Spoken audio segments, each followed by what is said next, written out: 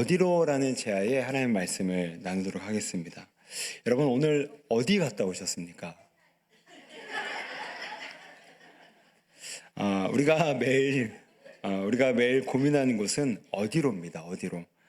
우리의 생각이 어디로 향해야 될지, 또 우리 인생의 방향은 어디에 두어야 될지, 결정과 선택에서도 마찬가지일 것 같아요. 어느 회사를 가야 되고, 어느 대학에 가야 될지, 또 몸이 아프면 어느 병원을 가야 될지, 우리는 매 시간마다 이 어디로를 고민합니다.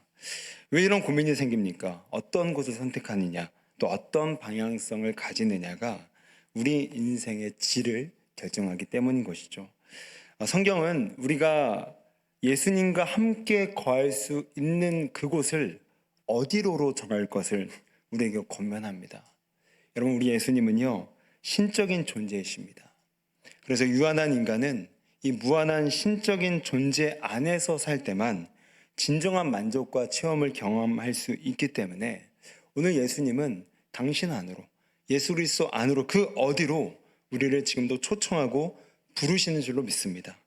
그러므로 이 유한한 존재인 우리가 이 무한한 신적인 존재 안에 거하는 그 어디에 거할 때가 인간이 누릴 수 있는 가장 큰 복 아니겠습니까? 그래서 오늘은 이 본문을 통해서 예수님과 함께 거할 수 있는 이 어디로 두 곳을 살펴보려고 합니다. 그래서 오늘 함께 이 말씀을 통해서 내가 진짜 거해야 될 곳은 어딘지 이 두 곳 어디로를 살펴볼 때에 우리 인생이 그곳에 나아가는 은혜가 있기를 주의 이름으로 축원드립니다. 첫 번째는 베드로의 어디로입니다. 베드로의 어디로. 자, 우리 36절 말씀을 좀 같이 보실까요? 한번 눈으로 좀 보시게 되면 시몬 베드로가 이렇게 묻습니다. 주여, 어디로 가시나이까? 그러자 예수님께서 베드로를 향해서 이렇게 대답을 하시죠. 내가 가는 곳에 너는 지금 따라오지 못하고 후에는 따라올 수 있을 것이다. 베드로는 예수님께 어디로 가십니까? 라고 묻자 예수님은 왜 그렇게 베드로에게 말씀을 하셨을까요? 그것은 지금 예수님이 계신 어디로와 베드로가 있는 어디로가 달랐기 때문입니다. 그래서 지금은 못 따라온다는 것이죠. 예수님의 어디로는 바로 낮은 곳이었습니다. 여러분, 예수님은 아까도 말씀드렸지만 무한한 존재이자 인간과는 다른 신적인 존재세요. 그런 신적인 무한한 존재께서 이 땅에 우리와 같은 육신의 껍데기를 입고 내려왔다는 자체가 낮은 곳으로 임하신 것 아니겠습니까? 그리고 예수님은 오시자 마구간으로 오셨고, 또한 갈릴리 어촌으로 오셨고, 세리와 죄인의 부정한 집으로 오셨고, 골고다라는 참혹한 낮은 곳으로 오셨습니다. 그러므로 예수님의 인생을 단 한마디로 그분은 어디로 가셨을까라는 질문의 대답은 바로 그분은 낮은 곳으로 가셨다라는 거예요. 반면에 베드로의 어디로는 예수님과 다르게 높은 곳이었습니다. 여러분, 베드로가 이 성경을 통해서 베드로의 이 어떤 행동 또한 언어를 종합해서 보게 되면 베드로가 예수님을 따른 목적은요, 정치적 이유였습니다. 그 당시 베드로는 로마로부터 유대를 독립시키려는 열망이 가득했던 사람이었습니다. 그러다 보니까 예수님이야말로, 이 능력자야말로 우리 유다 사회를 로마로부터 독립시킬 수 있는 가능성을 봤습니다. 그리고 그분이 왕이 되면 나는 그 왕 밑에서 한 자리 차지해야 되겠다라는 이런 높은 삶의 경향성을 지향했다라는 것이죠. 그런데 그런 기대를 갖고 있는 예수님이 뭐하러 가십니까? 베드로에게? 베드로야, 나 이제 3일 후에 죽을 거야. 베드로는 마치 예수님의 이 멱살을 잡고 뜯어 말리듯이 이 예수님을 만류합니다. 죽으면 안 됩니다. 죽으면 안 됩니다. 예수님은 낮은 곳으로 가겠다, 십자가의 죽음으로 가겠다고 말씀하시는데 베드로는 뭐예요? 그가 추구했던 어디로는 높은 곳, 잘 되는 곳, 자신의 명성이 떵떵 걸릴 수 있는 곳을 꿈꿨기 때문에 예수님의 낮은 곳으로 가려고 할 때마다 만류합니다. 여러분, 그러니 예수님의 말씀이 맞아요. 지금 베드로의 현재 상태로는 절대로 예수님이 있는 곳에 따라올 수 없는 겁니다. 왜요?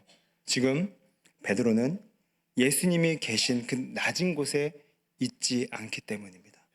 예수님은 낮은 곳에 계시고 베드로는 높은 곳에 있으니까 지금 베드로의 상태로는 절대로 예수님을 따라갈 수가 없는 거예요.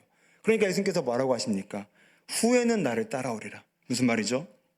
나중에 시간이 지나서 베드로의 자아가 부서지고 깨져서 그 모든 욕망들이 내려앉고 본성이 깨져서 낮은 곳으로 가게 될 때 거기에 예수님이 계시니까, 그 낮은 곳에 예수님이 가시니까 그제서야 예수님을 따라올 수 있는 상태가 될 것임을 오늘 예수님은 말씀을 하신 것입니다. 사랑하는 성도 여러분, 오늘 이 말씀이 우리에게 주는 도전이 무엇입니까? 예수님과 동행하려면 낮은 곳으로 가야 된다는 겁니다. 왜죠? 예수님은 높은 곳에 계시지 않습니다. 예수님은 우리의 높은 생각에 계시지 않아요. 예수님은 우리의 높은 욕심에 계시지 않습니다. 예수님은 우리의 높은 삶의 경향성에 계시지 않습니다. 오직 예수님은 낮은 생각, 나보다 남을 낮게 여기는 그런 겸손한 마음에 계시기 때문에 우리가 오늘 예수님이 있는 곳으로 가기 위해서, 그 예수님과 동행하여서 진정한 복을 누리기 위해서는 우리는 높은 곳이 아니라 우리 삶의 낮고 낮은 곳으로 가야 된다는 겁니다. 그럴 때 우리는 예수님과 동행하여서 진정한 이 무한한 존재 안으로 들어가서 이 우리와 같은 유한한 존재가 진정한 복을 경험하게 될 줄로 믿습니다. 여러분, 그러한 무한한 존재, 신적인 존재 예수님과 동행이 안 되면 어떻게 됩니까? 무한하고 전능하신 존재와 동행이 안 되니 유한한 결과를 계속 받아들여야 되는 거예요. 그러니까 뭐가 있습니까? 결핍이 있어요. 뭐가 있습니까? 우울증이 있어요. 뭐가 있습니까? 불만족이 있습니까? 왜요? 이러한 우리와 같은 유한한 존재가 예수님과 같은 무한한 존재와 결합이 안 되니까, 연결이 안 되니까 우리는 유한한 껍데기 같은 금방 유통기한이 끝나는 행복 따위를 붙잡고 있다가 우리는 슬픔과 우울과 부정한 감정에 빠져들기 일쑤라는 거죠. 그러니 동행하려면 우리는 낮은 곳으로 가셔야 될 줄로 믿습니다. 언젠가 이 한국 탐험대가 이 북극을 정복한 이 적이 있었어요. 이 북극은요, 여러분 1827년 이 영국의 윌리엄 페리가 처음으로 북극 도전에 나섰다가 무려 163년 동안 65개 팀이 도전했는데 그중에 성공한 팀은 고작 17개 팀에 불과합니다. 그러니까 4분의 1밖에 안 되는 거예요. 그러니까 이 한국 이 탐험대가 북극을 정복했다. 그때 당시 뭐 뉴스, 신문, 뭐 잡지에 대서특필 정도로 엄청난 이 쾌거와 이제 위협을 이뤘던 것이죠. 그런데 한국 탐험대 대장이었던 최종렬 씨가 이 자신이 북극을 정복한 순간에 그때 그 감정의 소외를 한 일간지에 이렇게 고백을 했습니다. 1991년 5월 7일 새벽 1시 정각, 내가 북극점에 서는 순간 허무감, 허탈감 뿐이었다. 무엇을 위해 3년이란 긴 시간을 여기에 투자했단 말인가? 이것이 인생인가 보다. 여러분, 이게 우리의 인생 이치 아닙니까? 우리는 저기 내가 꿈꾸는 높은 곳에 올라가면 행복할 줄 압니다. 저기 내가 꿈꾸던, 내가 바라던 그 소망이 이루어지는 그 정상의 순간에 다다르면 우리는 절대 행복을 느낄 수 있다고 그 환상에 속는다라는 거죠. 그런데 여러분, 인생의 이치가 무엇입니까? 정상에 올라가기 전엔 거기에 만족이 있을 것이라고 여기지만, 그 환상에 속지만 막상 정상에 올라가도 거기에는 별반 다를 게 없다는 겁니다. 오히려 정상에 올라가면 뭔가 다르겠지라는 기대감이 곤두박질지니까 그 공허함과 그 낭패감이 더할 수밖에 없다는 것이죠. 우리도 마찬가지 아닙니까? 우리의 인생은 늘 등산과도 같아요.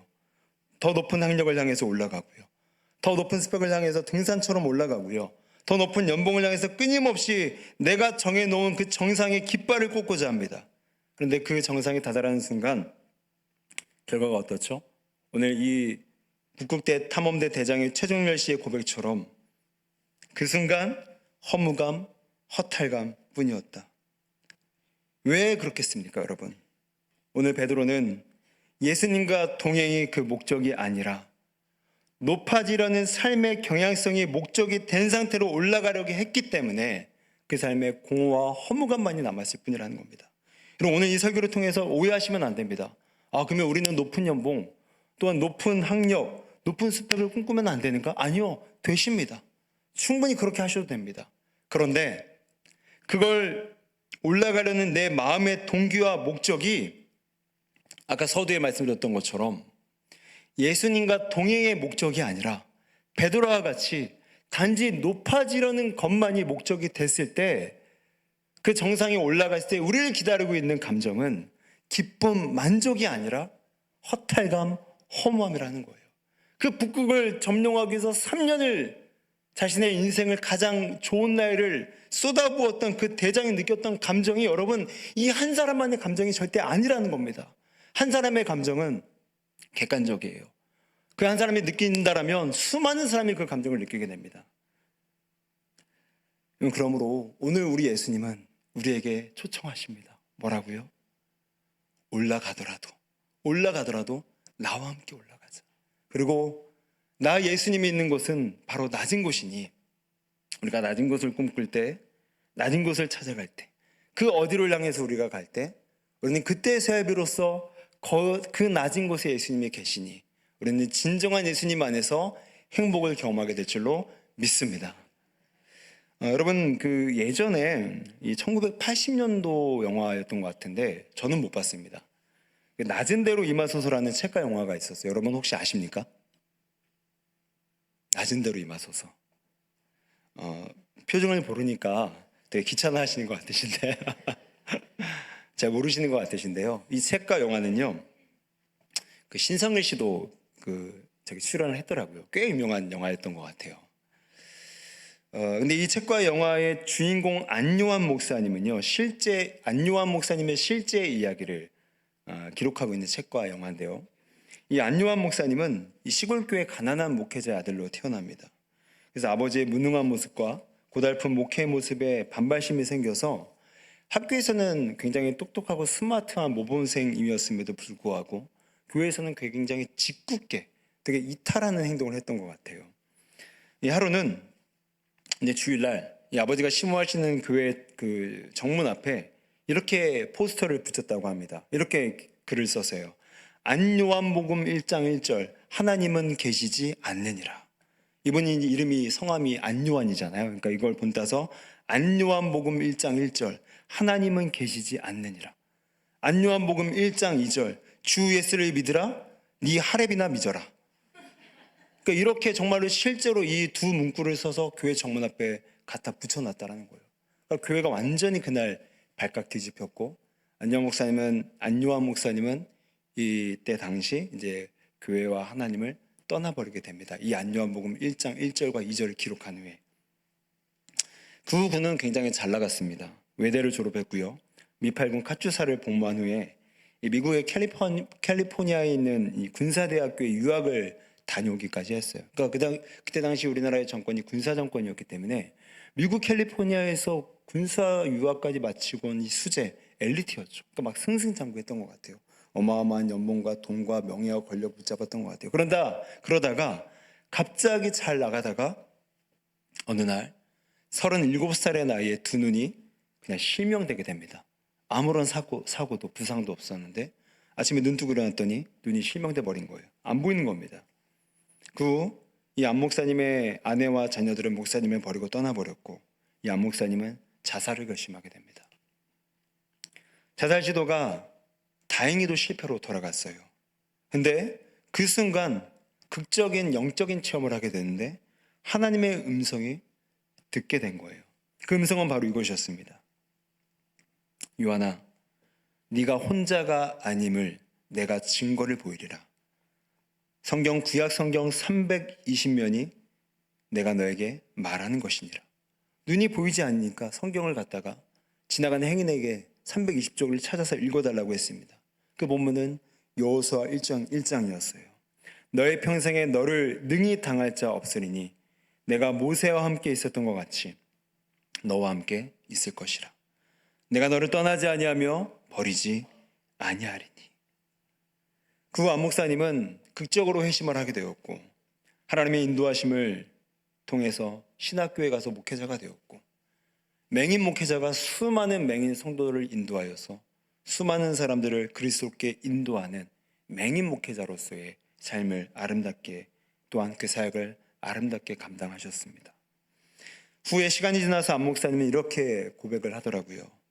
내가 육체의 눈이 보이지 않는 낮은 자리에 왔을 때, 그때서야 비로소 진정한 삶의 의미와 행복을 찾았다라고 고백을 합니다.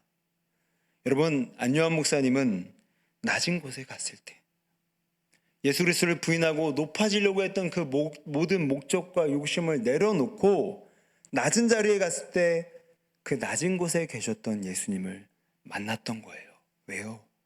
높은 곳엔 예수님이 안 계시거든요. 내 높은 생각에 내 높은 교만한 생각엔 예수님이 안 계시거든요. 그러나 육체의 고난을 통해서 낮은 자리에 억지로도 갔을 때 마치 구레네 시몬이 억지로 예수님을 만나서 그의 십자가를 졌던 것처럼 억지로라도 육체의 고통을 통해서 낮은 자리에 갔을 때 그는 자신이 한 번도 경험하지 못했던 진정한 만족과 감사와 기쁨을 경험했다라는 겁니다. 사랑하는 성도 여러분, 우리도 마찬가지입니다. 우리 이렇게 극단적인 이 안 목사님의 아주 희귀한 스토리가 아닐지라도 여러분, 우리의 일상의 작은 생각, 우리의 삶의 작은 방향성, 작은 행동들이 낮은 곳으로 가게 되면 거기에 계신 예수님 만나게 될 줄로 믿습니다. 2025년 지금까지 혹여나 우리 마음이 종교인처럼 살아가서 형식적인 예배와 또 형식적인 관계와 형식적인 예배 지킴에 머물렀다라면 이제는 그 낮은 곳으로 가서 거기에 계신 예수님 만나서 종교인의 허울을 떨어버리고 이제는 그리스도인으로 살아가는 우리 모두가 되시기를 주의 이름으로 축원드립니다. 그래서 이제는 하나님 앞에서 내 마음에 높은 바벨탑을 부수고 나보다 남을 낮게 여기는 낮은 마음으로 또한 섬김받으려고 하는 것이 아니라 섬기는 낮은 마음으로 낼 때 우리는 그 낮은 어디로 내려갈 때 거기에 계신 예수 그리스도를 만나게 될 줄로 믿습니다. 그러므로 이 남은 한 주간에도 내가 갈 수 있는 낮은 곳을 찾으시고 그곳에 가기를 기도하시고 결단하셔서 그곳에 꼭 가셔서 거기에만 계시는 예수님 만나는 남은 한 주 되시기를 주의 이름으로 축원드립니다. 그런가 하면 두 번째 어디로는 바로 도마의 어디로입니다. 도마의 어디로. 이제 본문에 좀 리듬이 좀 바뀌어지게 되면서 상황이 바뀌어지게 되면서 이제 요한복음 14장에 들어가면서 예수님은 제자들에게 자신이 곧 승천하실 것임을 말씀을 하세요. 이 얘기를 유심히 듣고 있던 제자들 중에 도마는 묻습니다. 우리 요한복음 14장 5절인데요. 우리 같이 한번 읽으시겠습니다. 시작.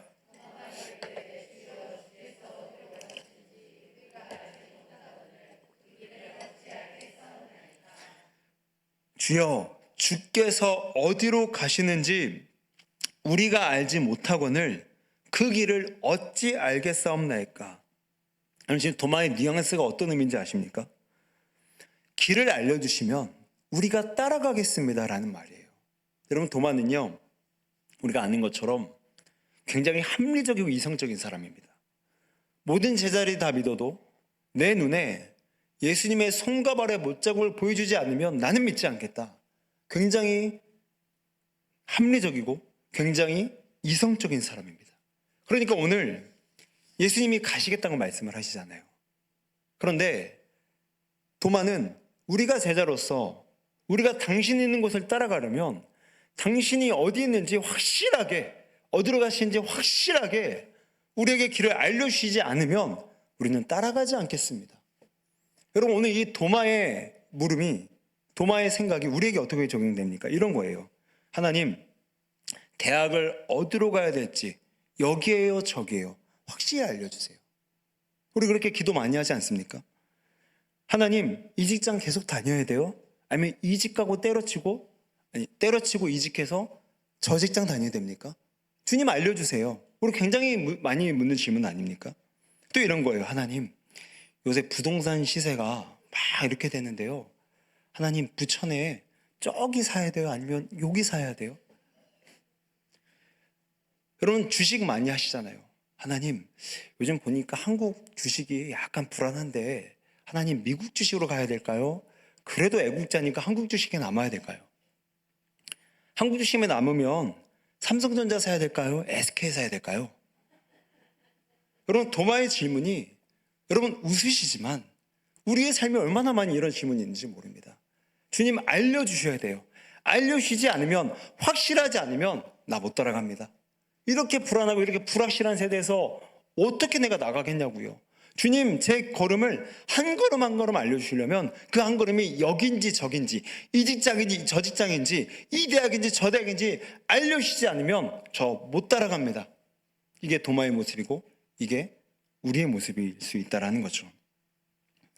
이 질문을 듣고 예수님께서 뭐라고 대답을 하시죠? 요한복음 14장 6절입니다. 예수께서 이르시되 내가 곧 길이요 진리요 생명이니라. 여러분, 오늘 예수님은 도마의 질문을 듣고 도마야, 그래, 너 불안하지? 내가 알려줄게. 이 길이야. 아니야, 혹은 저 길이야. 이렇게 말씀하지 않으세요. 뭐라고 말씀하시죠? 내가 길이야. 내가 길이야. 여러분, 무슨 말씀입니까? 도마는 어디로 가야 됩니까? 라고 물었는데 예수님은 어디로가 중요한 게 아니라 네가 어디로 가든지 그 어디에서 예수님과 함께하는 게 더 중요하단다. 지금 이걸 말씀하고 있는 거예요. 왜요?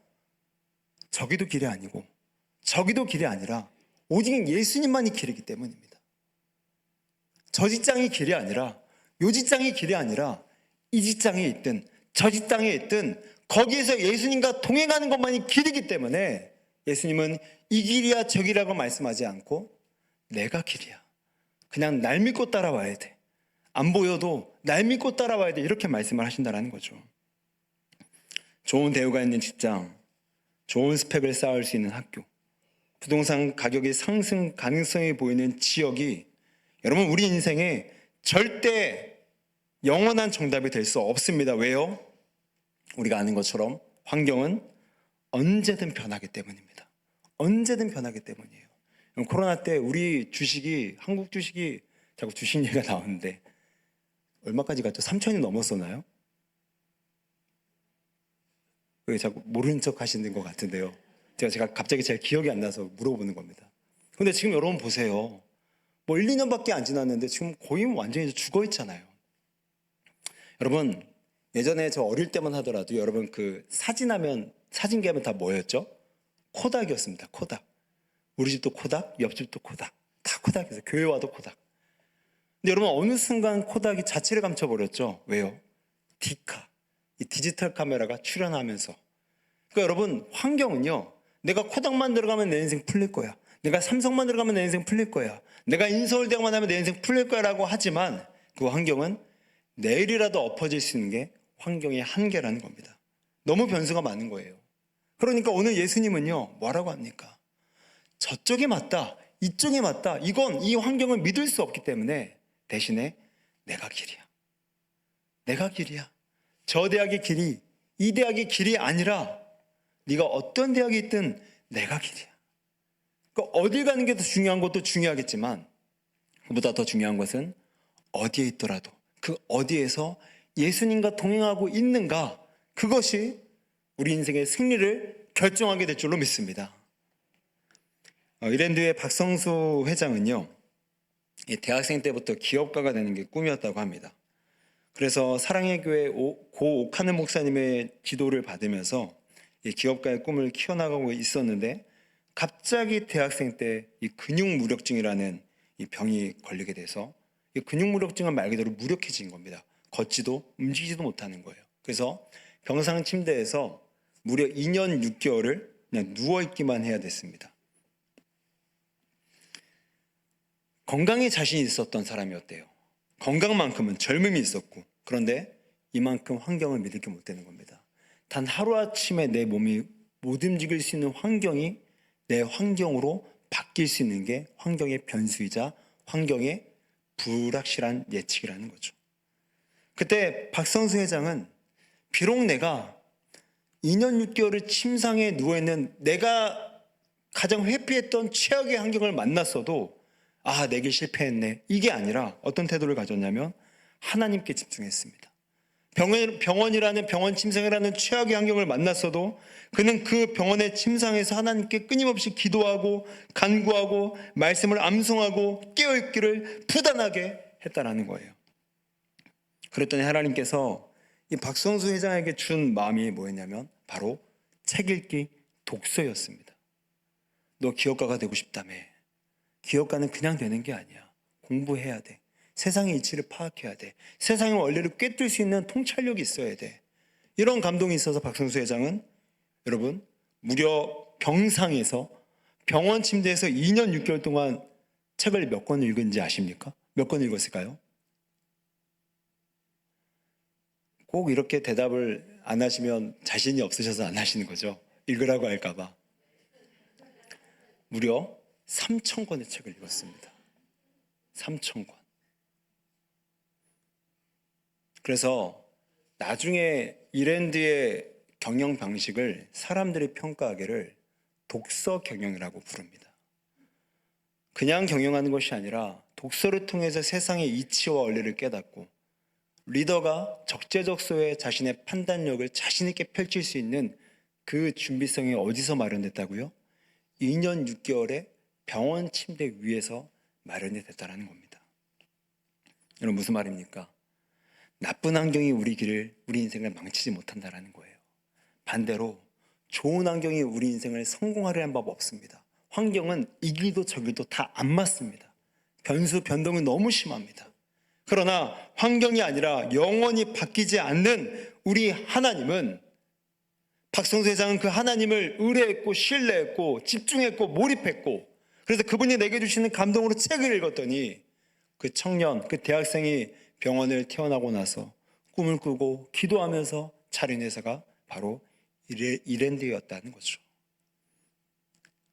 결국 어떤 환경을 선택하느냐가 우리 인생의 성공이 아니라, 도마처럼 주님 이 길이에요 저 길이에요, 저 말씀 안 해주시면 저 못 따라가요, 이런 태도가 아니라 주님 내가 어떤 길로 가든, 내가 저쪽 길로 가든 그 어떤 곳에서든지 내가 주님과 동행하겠습니다. 그 주님이 길이 되시니 그 주님과 동행하면 나는 길을 찾을 수 있을 줄로 믿습니다. 이런 신앙의 태도가 반드시 우리 인생을 하나님께서 높여주실 줄로 믿습니다. 여러분, 히말라야 산맥은 모든 등산인들이 정말 자신의 평생에 한 번쯤은 정복하고 싶은 이 산맥 아닙니까? 그래서 이 등반가들은 어느 루트를 갈지를 고민한다고 해요. 왜냐하면 어떤 루트를 선택하느냐에 따라, 그러니까 올라가는 길이 굉장히 많은 거죠. 근데 그 길 중에서, 그 루트 중에서 어쨌든 간에 한 군데의 루트를 정해서 올라가야 되는데, 그 루트를 선택하게 되면 그 루트에서 만나는 기후와 상황을 그 루트에서 펼쳐지기 때문에 어떤 루트, 어떤 길을 잘 선택하냐는 굉장히 중요한 결정이라고 합니다. 그래서 저도요, 이 관악산을 몇 번 올랐지만 한 번은 신림동 쪽에서 한 번 올라갔고 한 번은 과천 쪽에서 올라갔거든요. 여러분 나중에 여러분 꼭 관악산 올라갈 때는요, 과천을 통해서 올라가십시오. 훨씬 쉽습니다. 신림은요 정말, 이런 표현이 그렇지만 정말 죽는 줄 알았어요. 근데 과천은요 너무너무 쉽게 소풍하듯이 같은 산을 올라가더라도 어떤 루트를 선택하냐 너무너무 중요하다라는 거예요. 내 인생을 꾸려나갈 때도 이 직장이냐 저 직장이냐 이것도 굉장히 중요하다라는 거죠. 그런데 히말라야를 등반할 때 어떤 루트를 선택하냐보다 더 중요한 게 있답니다. 그게 뭔지 아세요? 이 히말라야에는요 셰르파라는 사람이 있어요. 이 셰르파가 뭐냐면 히말라야에 있는 네팔에 거주하는 현지인들인데, 이 셰르파는 등반가들을 안내하는 가이드들입니다. 그러니까 등반가들은 평생에 한 번, 두 번 오를까 말까잖아요. 이 셰르파는 벌써 수백 번 히말라야를 등정한 초전문가들입니다. 그래서 그 사람들은 히말라야의 날씨를 읽을 줄 알고요, 눈사태가 올 징후를 미리 감지할 줄 알고요, 고산병에 대처하는 방법을 이미 꿰뚫고 있다는 겁니다. 그러니까 어떤 루트를 만나냐보다 더 중요한 것은 뭐냐? 어떤 셰르파를 만나느냐가 더 중요하다는 거예요.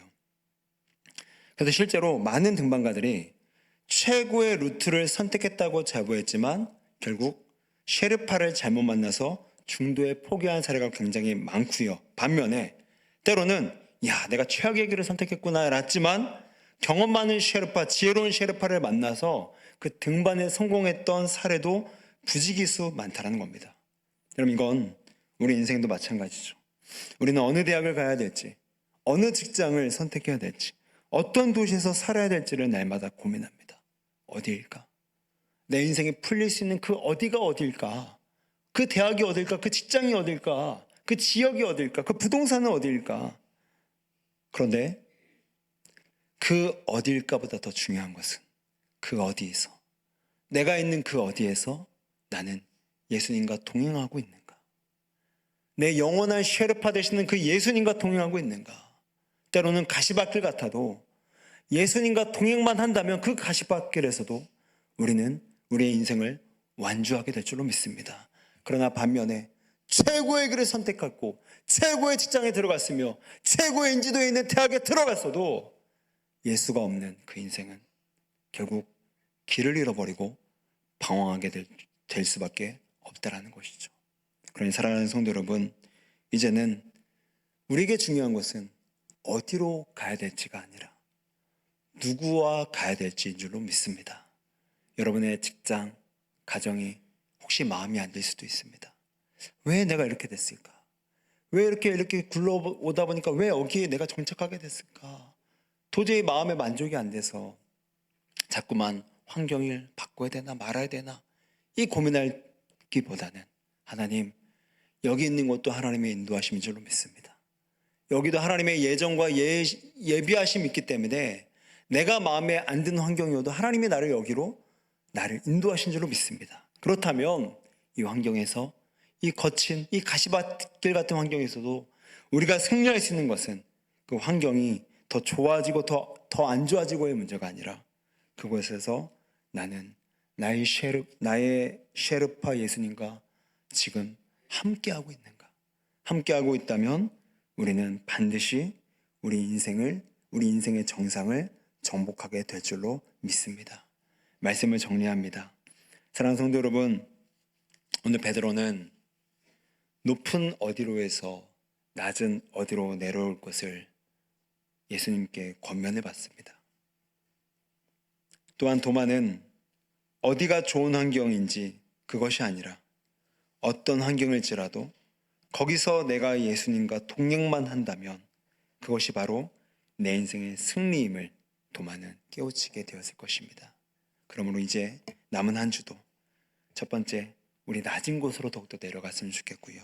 두 번째, 어디로가 아닌 누구와 함께, 그 예수님과 함께 하는가, 여기에 집중하셔서 우리 인생이 정답 되시는 예수님과 함께 동행하는 남은 한 주가 되시기를 주의 이름으로 축원드립니다.